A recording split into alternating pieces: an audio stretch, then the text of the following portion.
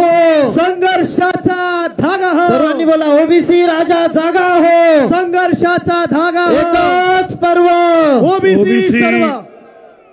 एल्गार सभेचे अध्यक्ष दशरथजी पाटील, प्रकाश शेंडके, टी.पी. मुंडे, राजारामजी साळवी, जगन्नाथराव पाटील साहेब, सुरेश टावरे साहेब, रुपेश म्हात्रे, विश्वनाथराव पाटील, महेश चौगुले, राजारामजी पाटील, दौलत शितोळे, प्रकाश पाटील, दयानंद चोरगे, भरत निचिते, शितोळे, अनेक जे आहेत आमचे सन्माननीय नेते इथे बसलेले आहेत। माझ्या सर्व बांधवांनो, भगिनी आणि मातांनो, आपल्याला सगळ्यांना कल्पना आहे, एक तर माझी आपल्याला हात जोडून विनंती आहे की ओबीसीची ही लढाई ही मी गेली 35 वर्ष लढतो आहे।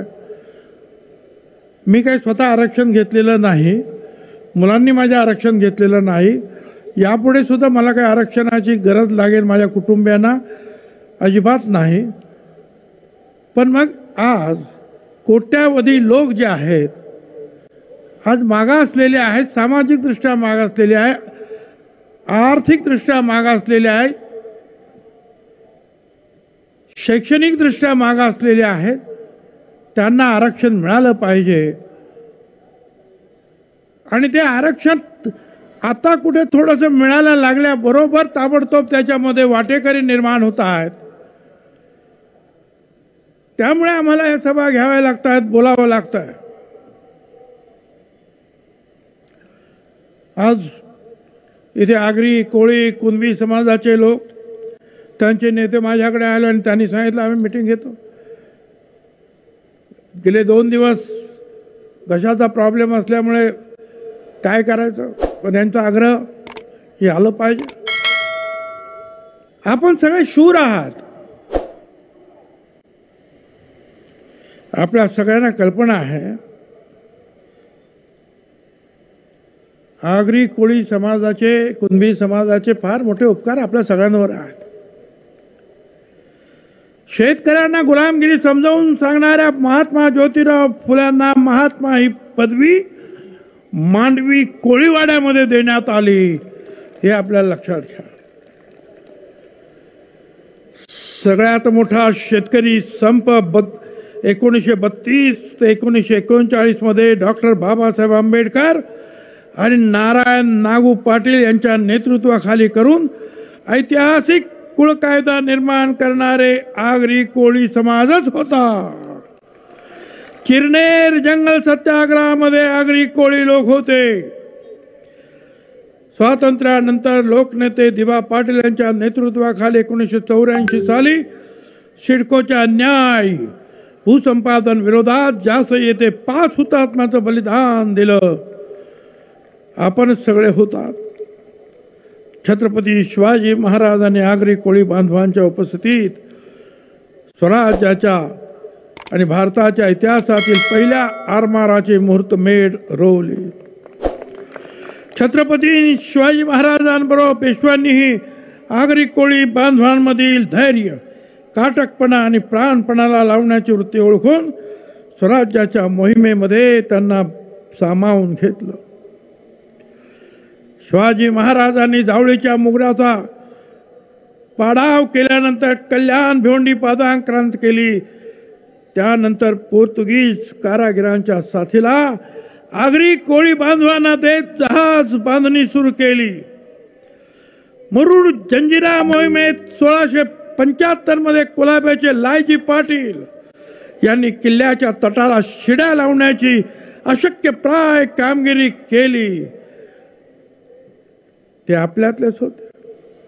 लायजी पाटलांच्या पराक्रमाची दखल छत्रपतींनी घेतली, सन्मान केला आणि पालखी नावाचं गलबत त्यांना भेट दिलं।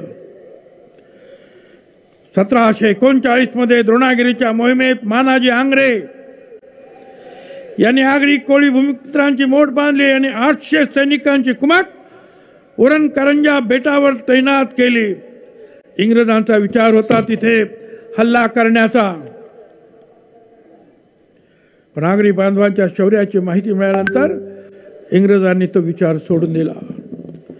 पेशव्याच्या काळात वसईला चिमाजी अप्पांना आन ठाकूर आणि मान ठाकूर यांनीच मदत केली. बोळींच्या धवराजी पाटील यांनी वसईच्या मोहिमेत भाग घेतला. अंजूरच्या गंगाजी नाईक अंजूरकर यांनी पेशव्यांच्या सैन्याला मदत केली. पेशवा रघुनाथ पेशवा अटकेपार झेंडा रोवला. या मोहिमेत मध्ये सुद्धा आगरी कोळी सगळे जे आहेत सामील झाले. शूर समाज आया, लढवय्या आहे. मला या ठिकाणी जरूर आठवण येते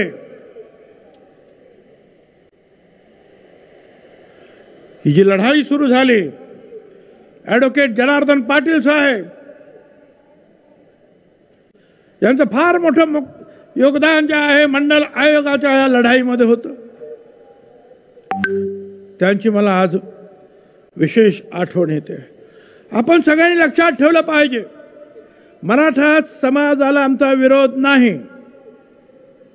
मराठा समाजाला आरक्षण द्या, वेगळं आरक्षण द्या. 2 वेळा कायदे केले, छगन भुजबळने हात वरती करून पाठिंबा दिला, वेगळं आरक्षण द्या. आमचा विरोध झुंडशाहीला आहे, दादागिरीला आहे, जाळपोळ करणाऱ्यांना आहे. या राज्यामध्ये अशांततेचं वातावरण निर्माण करणाऱ्याच्या विरुद्ध आम्ही आहोत. आमदाराची घरं जाळण्यात आली, त्यांना आमचा विरोध आहे. एक लक्षात घ्या, आरक्षण म्हणजे गरिबी हटवण्याचा कार्यक्रम नाही. आमच्या दलित समाजाला 75 वर्ष आरक्षण मिळालेलं आहे. SP झाले, कलेक्टर झाले, डॉक्टर, इंजिनियर झाले, पण आजही झोपडपट्ट्यांमध्ये आज आमचा दलित समाज राहतो आहे. हा गरिबी हटवण्याचा कार्यक्रम नाही, मागास असलेल्या समाजांना प्रतिनिधित्व देण्याचा हा कार्यक्रम आहे. म्हणून आपल्याला मला विनंती करायची आहे, फार मोठ्या अडचणीमध्ये आता आपण सापडायला लागलो. एकीकडे ते बाळासाहेब सराटे मुंबईच्या हायकोर्टामध्ये केस लावून बसलेत. त्यांचं म्हणणं असं आहे की हे सगळे जे ओबीसी त्यांना आरक्षण दिलं ते गैरकानूनी आहे, बेकायदेशीर आहे, म्हणून त्यांना ओबीसीच्या बाहेर काढा.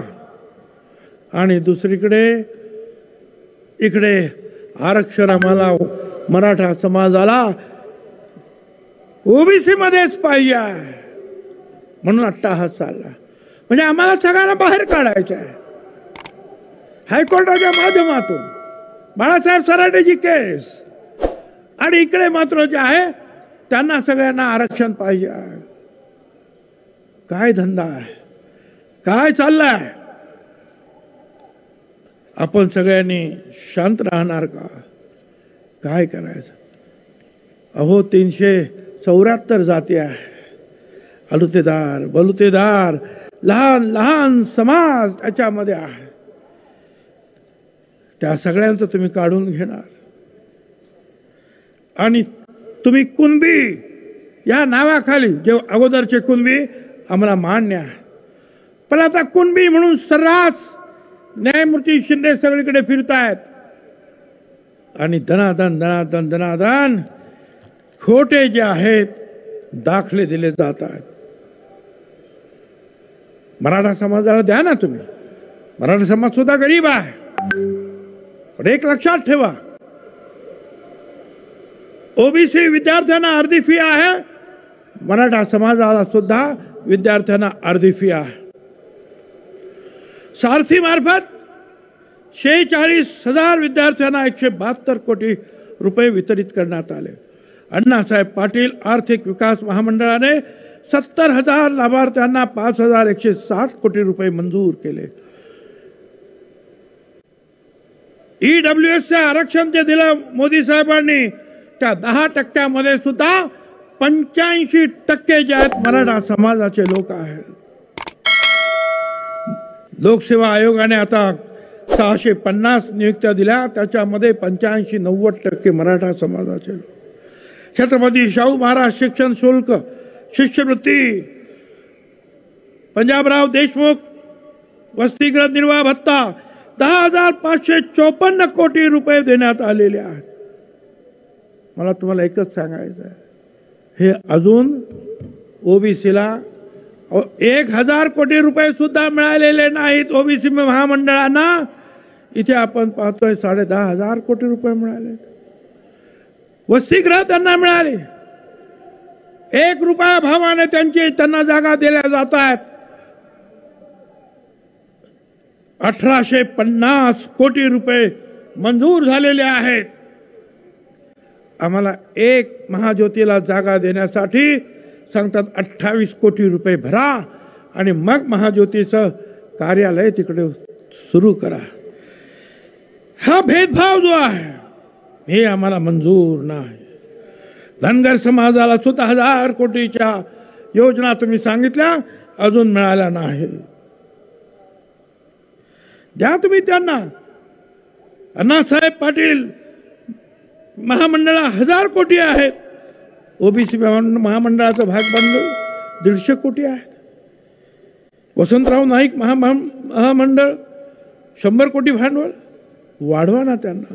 तुम्ही त्यांना द्या, आम्हाला सुद्धा द्या, एवढंच आमचं म्हणणं आहे.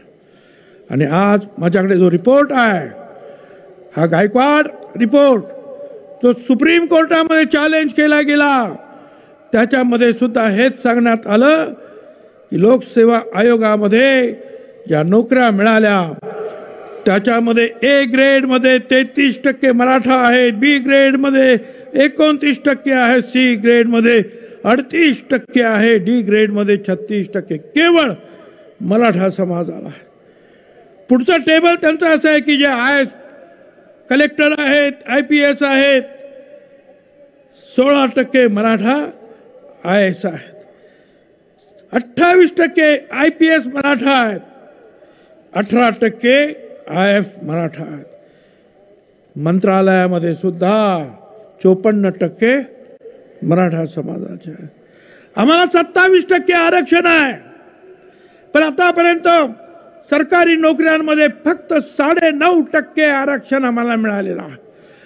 आमचा आरक्षणाचा अनुशेष अगोदर भरा आणि मग इतरांना नोकऱ्या द्या. अगोदर आमचं आरक्षण भरा, यासाठी आमचा लढा आहे. अरे लहान लहान समाज आहे, त्याच्यामध्ये विमुक्त जाती आहेत. 27% ते जरांगे सांगतात छगन भुजबळ एकटा खातोय काय ते काय लाडू पेढे काय खायला. एकटा खातोय. तू खातोयस ना सासरच्या घरच्या भाकरी, खा तिकडे. विमुक्त जाती 3% त्याच्यामध्ये आज 27% मध्ये बेरड, कैकाडी, पारधी, भामटा, रामोशी 14 जाती आहेत. त्याच्यानंतर भटका, गोसावी, बेलदार, मराठी 37 जाती आहेत. 38% त्यांना आले. धनगर समाज आणि तत्सम जातींना 3.5%, वंजारी समाजाला 2%, गोवारी समाजाला 2% आणि आता राहिलं 17%. 334 जाती त्याच्यामध्ये आहे. हे जर सगळे आले खोटं कुणबी घेऊन इथे, एक लक्षात ठेवा, हे ब्रॅकेट जे आहेत ना ते सुद्धा तोडले जाते.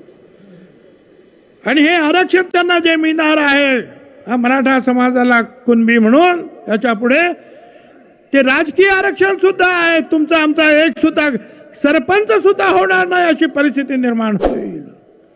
धनगर समाज आणि या सगळ्यांनी लक्षात ठेवावं. कारण आपला जो आहे, आपल्याला दिशाभूल करण्यात येते आहे की त्यांना त्रास, आणि सगळ्यांना त्रास आहे तो. धनगर समाजाला आहे, वंजारी समाजाला आहे, NTला आहे, सगळ्यांना आहे तो त्रास. जिल्हा परिषद सोडा, ग्रामपंचायत आपल्या ताब्यात येणार नाही. आणि हा जरंगे आमची लायकी काढतो, काही बोलतो. तो मला बोलतो तो येवल्याचा काय एडपाट आहे म्हणतो. येवल्याचा एडपाट काय सांगायचं याला. एक म्हण आहे, आधीच मरकट त्याच्यामध्ये मद्य प्याला. म्हणजे आधीच माकड आणि त्याच्यात बेवडा प्याला. काही बोलतोय. अरे आमची लायकी तू काय पाहतोस? माझ्याकडे जो MPSCचा जो रिपोर्ट आहे, ओपन मध्ये 106 मार्काला कट ऑफ आहे. ओबीसीचा कट ऑफ 106.5 ला आहे. ओबीसी 0.5 ने पुढे आहोत. VJNT मध्ये सुद्धा 106.5 आहे. धनगर समाज सुद्धा 106.5 आहे. वंजारी सुद्धा तसेच आहे. आमची लायकी नाही, तुम्ही आमची लायकी काढता. आमची मुलं हुशार आहेत, त्यामुळं त्यांना हे सगळं मिळत आहे. ओपन मध्ये सुद्धा जे आहेत, मगाशी सांगितल्याप्रमाणे सगळ्यांच्या बरोबर त्यांच्यापेक्षा जास्त ओबीसीची जी मुलं जी आहेत हुशार आहेत. पण आजकाल काय चाललंय? छत्रपती शिवाजी महाराजांचं नाव घ्यायचं, जय शिवाजी जय भवानी म्हणायचं. तुमचं आमचं नातं काय? जय जिजाऊ जय शिवराय, आणि आमच्यावर हल्ले करायचे. अरे छत्रपती शिवाजी महाराज जे लढले त्यांचा इतिहास मराठा सैनिक म्हणून लिहिला जात नाही. छत्रपतींचा इतिहास मावळे घेऊन ते लढले असा लिहिला जातो, लक्षात ठेवा. आणि ते मावळे आम्ही लोक आहोत. मावळ्यांचं सैन्य लढलं असं छत्रपती शिवरायाच्या सैन्याचं वर्णन केलं जात आहे. त्याच्यामध्ये सगळे होते ना. मराठा होते, तसे रामोशी होते, आगरी होते, कोळी होते, सोनकोळी, मुस्लिम, बेरड, महार, मांग, माळी. स्वराज्याचा हेरगिरी प्रमुख बहिर्जी नाईक रामोशी समाज. आरमाराचे पहिले प्रमुख कान्होजी आंग्रे. मुघलांच्या ताब्यात रायगड असताना चाल करून जाणारा सर्जेराव मांग मातंग समाज. व्यवसायाने न्हावी असलेला शिवा काशीद. जंजिऱ्याच्या लढाईमध्ये महाराजांना साथ देणारा लालजी पाटील कोळी. मुस्लिम तर कितीतरी होते. सिद्दी अंबर वहाब, नूरखान बेग, सिद्दी इब्राहिम, सिद्दी लाल, मदारी मेहतर, काजी हैदर, दाऊद खान, इब्राहिम खान. आणि ज्यांनी शिवाजी महाराजांचं पहिलं चित्र लिहिलं तो चित्रकार मीर महम्मद. मुसलमानांनी सुद्धा छत्रपतींना साथ दिली. आमचं म्हणणं एवढंच आहे, मगाशी सांगितलं, जे सारथीला दिलं ते महाज्योतीला द्या. ओबीसीचा रिक्त पदाचा अनुशेष भरा. आणि ते जे म्हणतात ना की आम्ही 6 कोटी आहोत, कुठून आणले रे 6 कोटी? अरे 54% तर ओबीसी आहेत. बिहारमध्ये 63% निघाले. 54% आम्ही आहोत. 20% दलित आणि आदिवासी, 74% तेच झाले. 3% तर ब्राह्मण समजा, 74 आणि 3 77% तर हेच झाले. त्याच्यानंतर आणखीन जैन आहेत, अमुक आहेत, तमुक आहेत. कुठून आणणार तुमचे 6 कोटी? अरे केवळ 54% म्हटलं तर 7.5 कोटी लोक जे आहेत ते ओबीसी आहेत. दलित आदिवासी 20%, म्हणजे जवळजवळ 2-2.5 कोटी ते आहेत. आणि मग आणखीन मग इतर आहेत. पण काही आपलं बोलायचं, काही सांगायचं, काय चाललं हे समजत नाही. तिकडे बाळासाहेब सराटे तुम्हाला सांगितलं, इकडे मागासवर्ग आयोगामध्ये गडबड सुरू. एकेकानं राजीनामा दिले. कोण काय सांगतं, कोण काय सांगतं. अरे तुम्ही द्या त्यांना मराठा समाजाला आरक्षण द्या, वेगळं आरक्षण द्या. आणि मागच्या 2 महिन्यामध्ये जेवढे कुणबी म्हणून त्यांनी सर्टिफिकेट घेतली ना, त्यांना त्या मराठा आरक्षणामध्ये त्याच्यामध्ये त्यांना टाका. आमच्यातून त्यांना बाहेर काढा. द्या त्यांना आरक्षण, आम्ही कुठे नाही म्हणतो. पण मग जे खोटे सर्टिफिकेट घेतलेत त्यांना बाजूला काढा. त्यामध्ये जे आहेत विधानसभा सुरू होते. देवेंद्र फडणवीस यांनी सांगितलं 80 पोलीस महिला पोलीस जखमी करण्यात आल्या. त्याच्यानंतर मग लाठी हल्ला झाला. सुरुवातीला ते बाहेर आलं असतं तर त्याला ह्या जरंगेला एवढी जी आहे सहानुभूती मिळाली नसते. आणि आज दादागिरी एवढी वाढली आहे. गावबंदी, याला गावबंदी, त्याला गावबंदी, त्याला गावबंदी. संविधानाचं कलम 19 सांगताय की कुणालाही तुम्हाला गावबंदी करता येणार नाही. प्रचार करता येईल, जाता येईल, राहता येईल, घर बांधता येईल, नोकरी करता येईल. आणि असं कोणी हातात घेतला कायदा तर 1 महिन्याची सजा. पण आम्हाला गावबंदी. आणि काही लोकांना तर घनसावंगीमध्ये बोर्ड लागले, सगळ्यांना गावबंदी. आणि रोहित पवार याचं स्वागत. आणि रोहित पवारची तिथे मीटिंग होते आणि त्याच्यामध्ये कोणी काय बोललं तर दुसऱ्या दिवशी तो मुलगा जो आहे हॉस्पिटलमध्ये ऍडमिट होतो. म्हणजे गावबंदी फक्त बाकी सगळ्यांना, विशिष्ट लोकांना गावबंदी नाही. मराठा समाजाला मला सांगायचं आहे, आमची एक शिवकन्या तेजस्विनी ताई चव्हाण निघाल्या. त्यांनी सांगितलं आम्हाला मराठा म्हणून आरक्षण द्या, कुणबी म्हणून आरक्षण नको. पण आज अनेकांची भाषणं आम्ही ऐकतो. सगळे आमदार सगळे सांगतात शांतता भंग करू नका. काय आम्ही शांतता भंग केला का? आम्ही एक दगड मारला, कोणाची जाळपोळ केली? मरता मरता वाचली बायका पोरं. पेट्रोल बॉम्ब त्यांच्यावर टाकण्यात आले, धडाधड आगी लागलं. आपल्या सगळ्यांनी ते पाहिलं. मी आता परत त्याचा मी उल्लेख करू इच्छित नाही. लोक घाबरले आणि सगळे बोलतात की असं करा तसं करा, शांतता बिघडून. त्या सगळ्यांना मला सांगायचं, लोकप्रतिनिधींना माझी विनंती आहे, जा आणि त्या जरंगेला सांगा, बाबा ओबीसी आरक्षणातून वाटा मागणं चूक आहे, जाळपोळ करणं चूक आहे. जिवंत काडतूस बाळगणाऱ्याला, पिस्तूल बाळगणाऱ्याला त्याच्याबरोबर दोस्ती करणं चूक आहे. पोलिसांवर हल्ला करणं चूक आहे.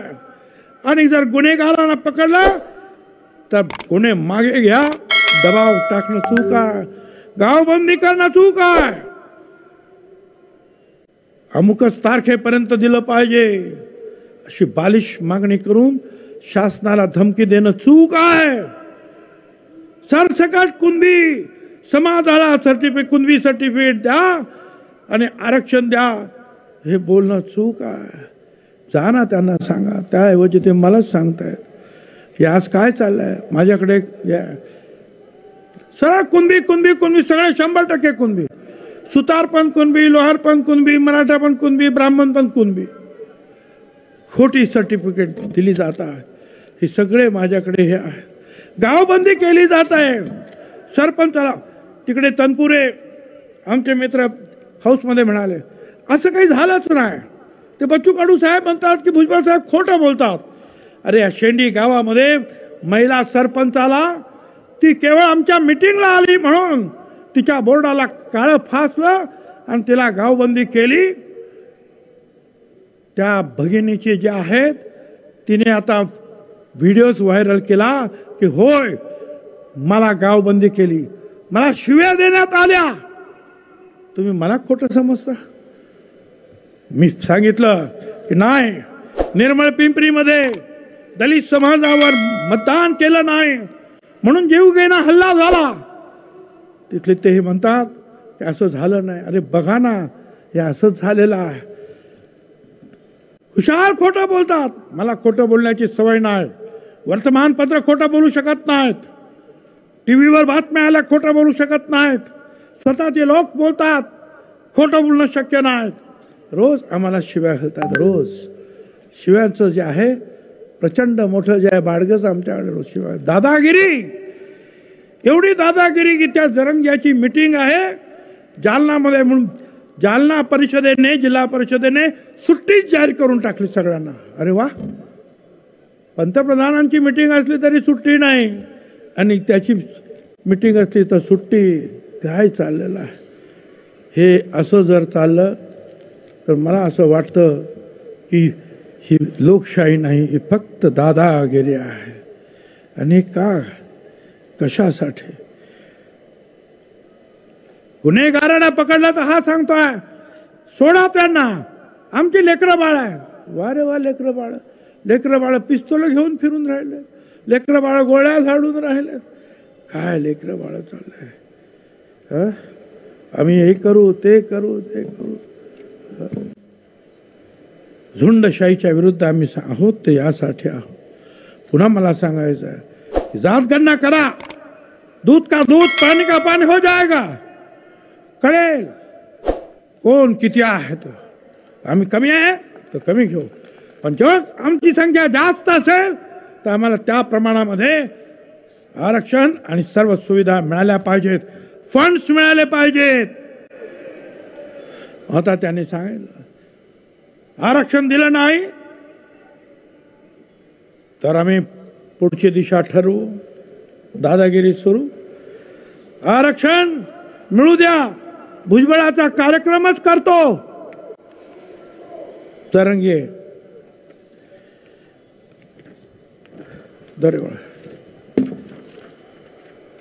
मी त्याचा कार्यक्रम करतो, सगळे तोच म्हणतो. आरक्षण मिळाल्यानंतर त्याचा करेक्ट कार्यक्रम करू. आमच्या हातात दंडुके, सरकारला पायाखाली तुडू शकतो, जरंगे म्हणतोय. वा रे वा, काय दादागिरी आहे. माझा कार्यक्रम करतो, मला बघतो. 24 डिसेंबरला नाशिकला भुजबळ नॉलेज सिटी आणि भुजबळ फार्म हाऊसवर या, बघा काय होत आहे. आमंत्रण दिलं जात आहे. वा रे वा जरंगे, काय तुझी हिंमत. काय बघणार आहे तुम्हाला? अरे तू तुझी तब्येत सांभाळ.